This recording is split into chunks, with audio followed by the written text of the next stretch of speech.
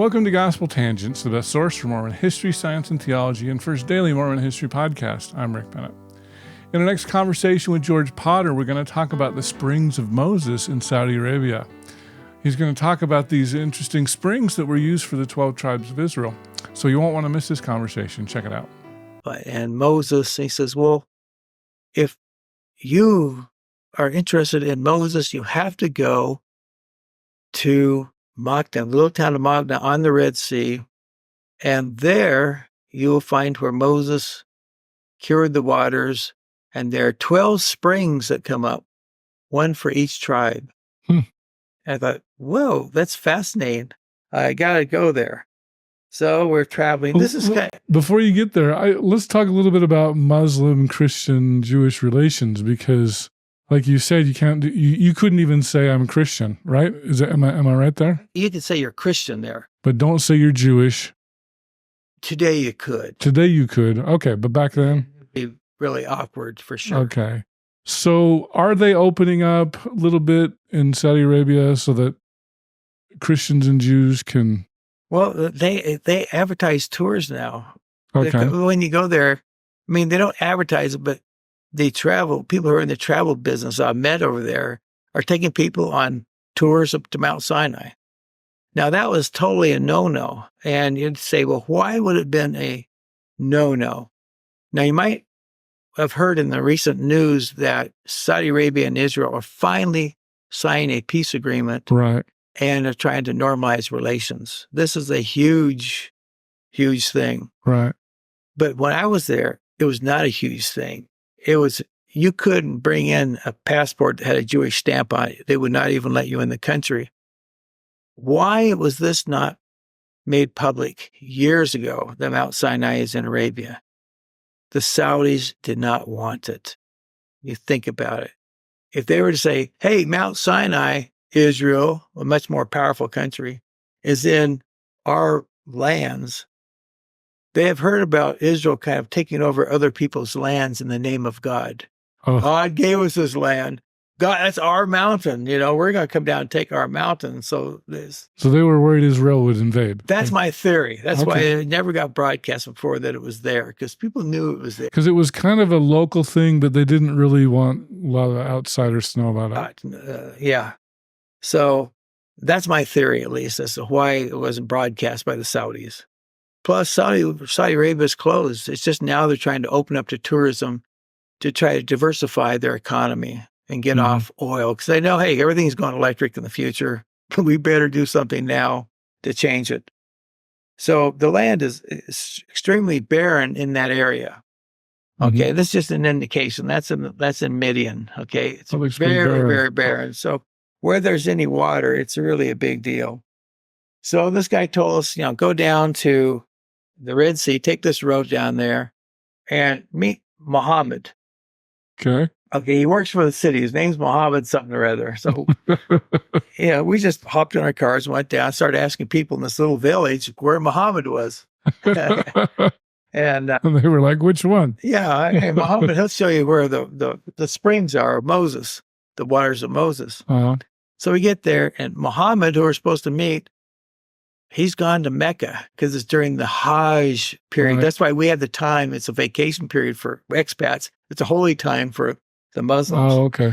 So he had gone off to Mecca. He wasn't there. Oh, what do we do?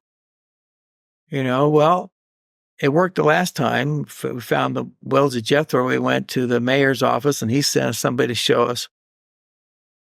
So we saw a flag and a rather large compound of residential houses and stuff inside this compound and buildings.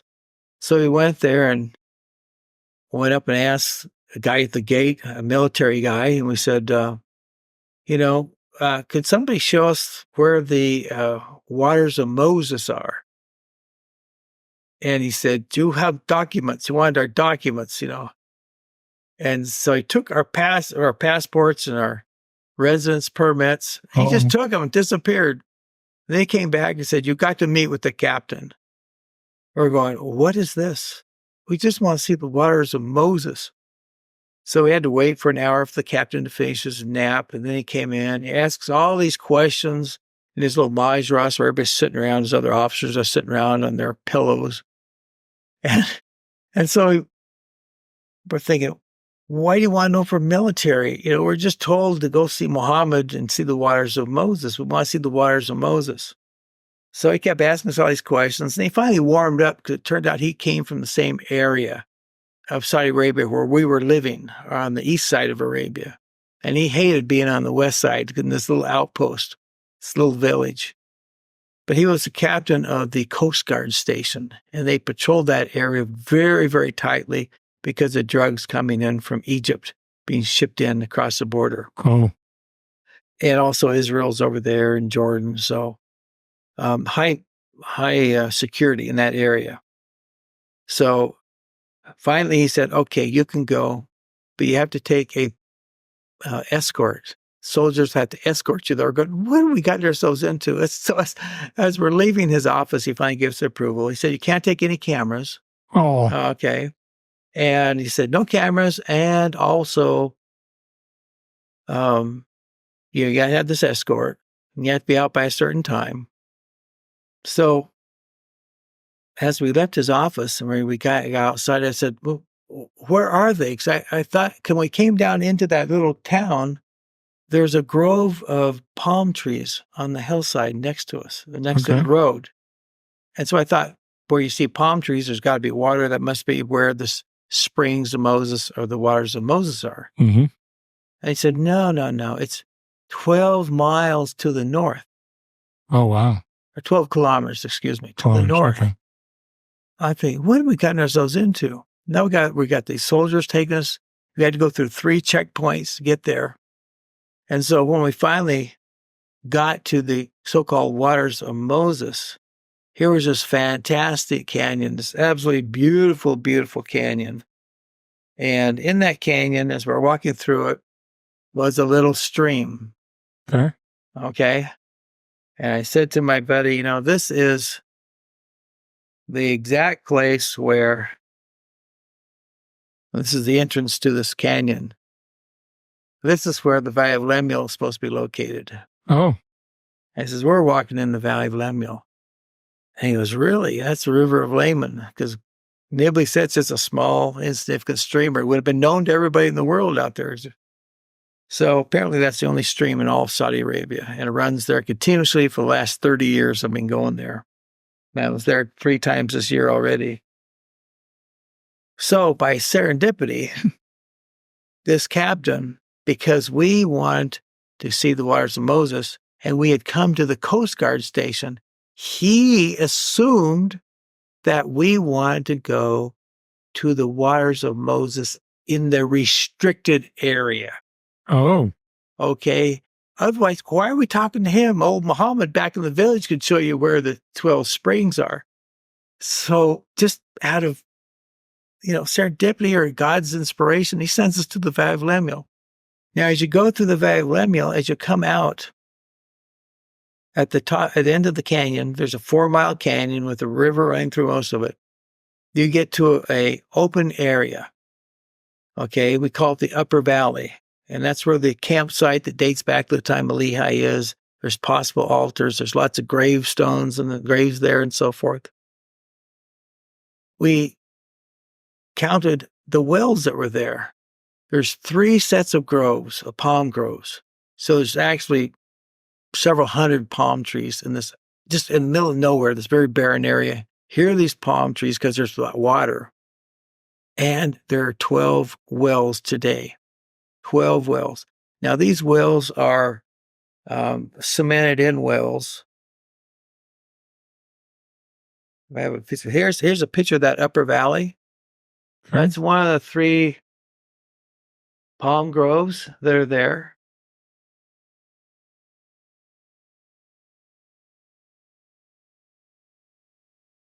And these are what the wells look like that are there. Most of them are found within the groves themselves. Okay. So obviously these cement wells were not there at the time of Moses, but there's 12 of them, which is interesting. Now, why is that interesting? Because when you read in Exodus, they cross the Red Sea, then they travel for 3 days in a very barren place. and they're thirsty and they're complaining, and they get to the place where Moses cures the waters, the bitter waters. And then from there, the next place they camp is called Elim. Okay. So at Elim, if you read in Exodus chapter 15, verse 27, it says, and there were 70 palms and 12 wells, one for each of the tribes. Okay. Now, obviously, we don't know how many palm trees were there 3,000 years ago or whatever, or how many wells, but it's very interesting because there's 12 wells there today. And you think of the symbolism. What's 70? That's the 70. Right. He didn't count the palm trees. No. And the 12 wells are the 12 apostles. So you're talking about priesthood symbolism in the valley. But that is Elim. So what we were able to do, and that's all we did the first time we were up there, find Mount Sinai and find the Valley of Lemuel and finding the Elim. But the key that we had was we had a GPS with us. And that's when GPS were just coming in vogue, and we could use them. And so we went back to our homes back in the East, and we gave presentations, and we were able to share all of our GPS coordinates with people, where to turn off the highway, where to turn on that Jeep road, where to make a bend, all these places, and how to get to Elim.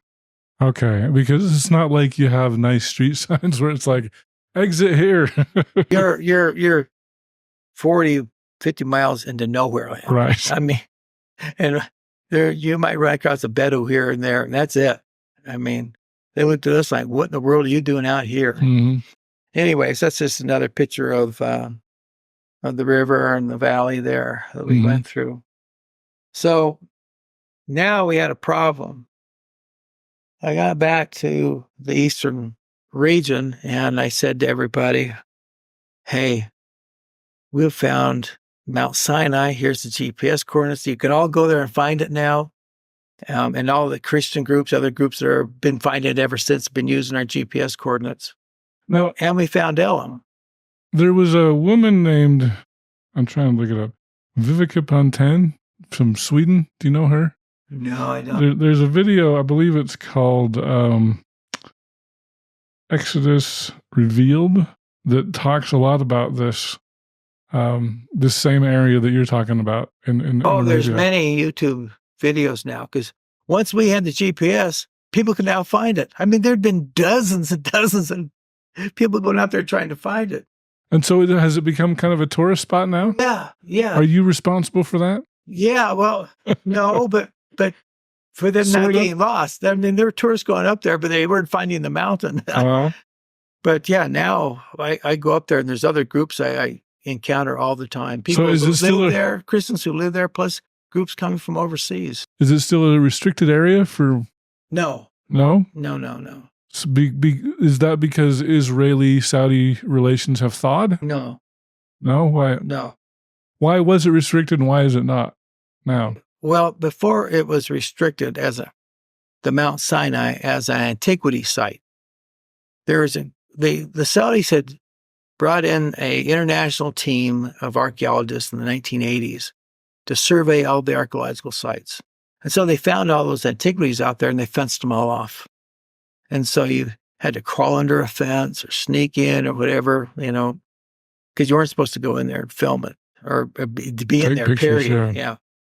So now, because Saudi Arabia wants to encourage tourism, that they have, for some reason, opened up all these sites. Even Jethro's Well was locked up. You had to crawl into the fence or go through a hole in the back of the place.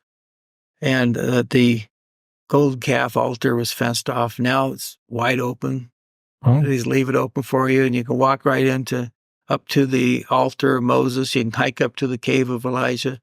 So it's all open now because they're trying to encourage tourism. They want that. And I think it's better for their public image anyway. Valley of Lemuel or Elim is different. That's a different situation.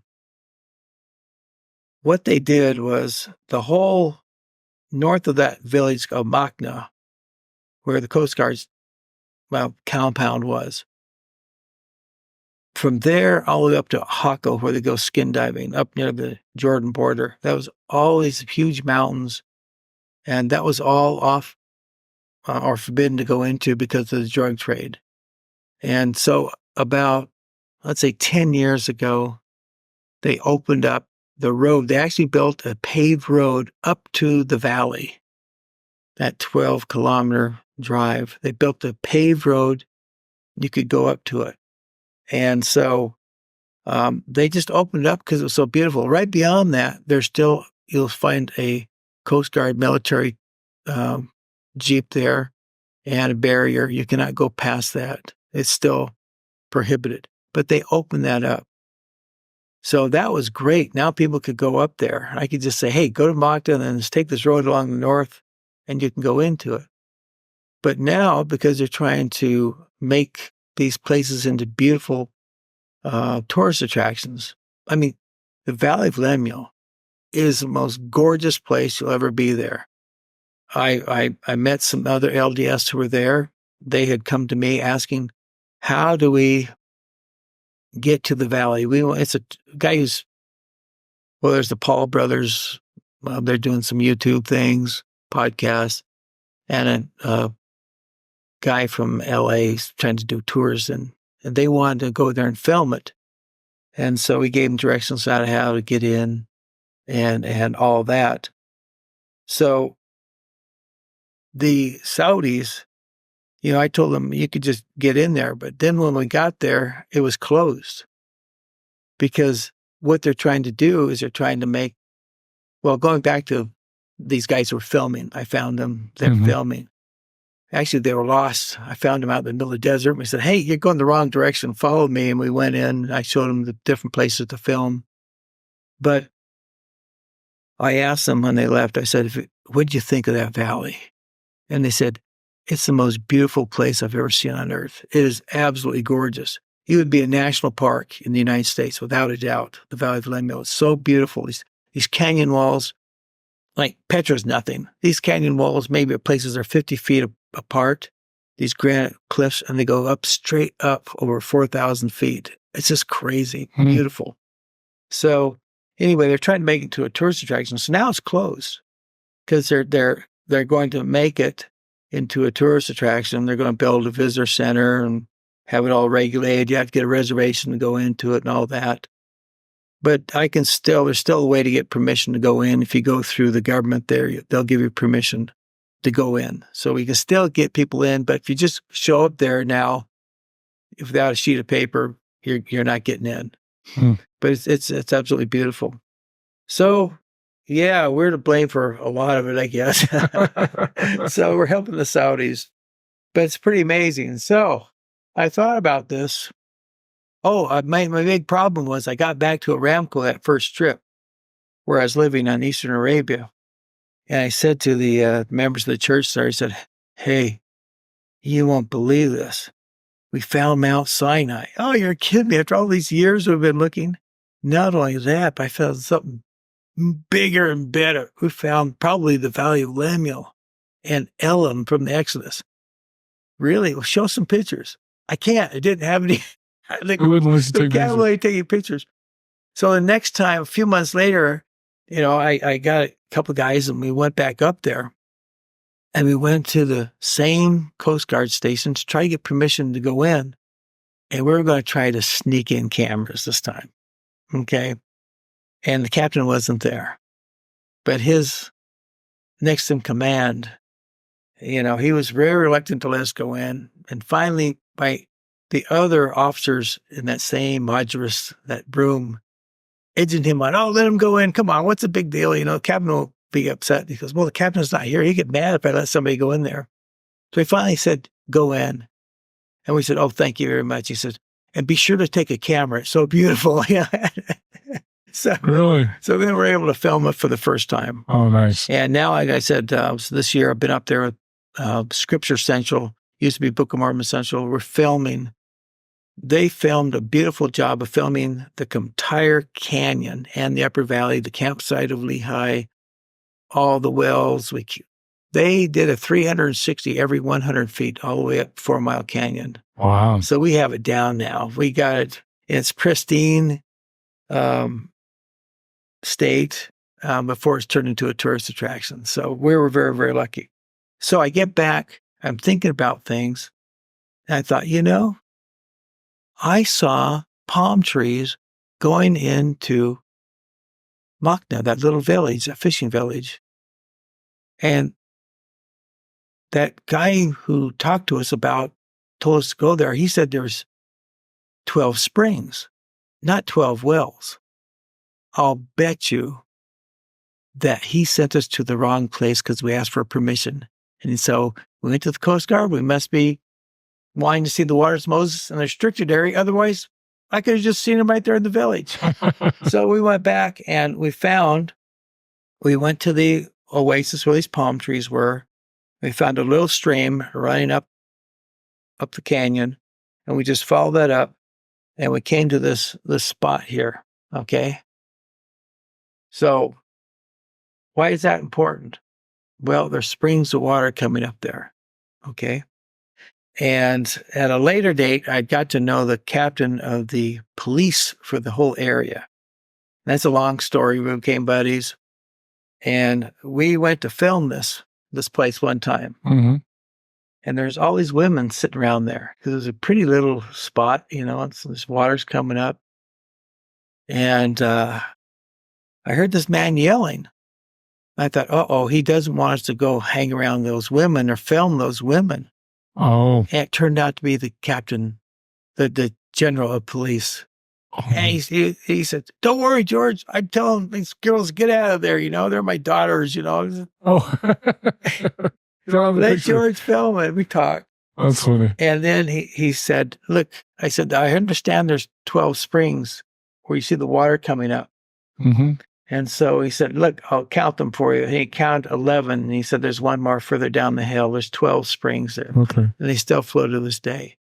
Again, that's been turned into another little tourist place. There's a little gate now. We had to just find it now, but it's open. This is a little stream that runs from it. Oh, that's pretty. Okay. Now, let me I want to show you the theory that I've come up with. Okay. The Bible clearly says that the children of Israel crossed the Red Sea, not the Reed Sea, as some people say. It couldn't possibly cross the Red Sea. It's impossible, to do it in one night with all 600,000 or 1 million people, whoever it was. Well, the key is this is Sinai over here. Peninsula. This is Midian over here. Okay.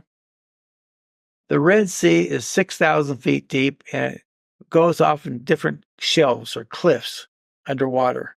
Okay. Impossible for anybody to cross that in a night or in a week even, 6,000 feet deep. But right here at the Straits of Tiran, it's only 600 feet deep. And geologists have told me that in 3,000 years ago, it was only 300 feet deep. What's happening is this is the Red Sea, the Gulf of Aqaba. That's the Rift Valley that extends to the Dead Sea and out into Africa. So this Rift Valley is separating, okay?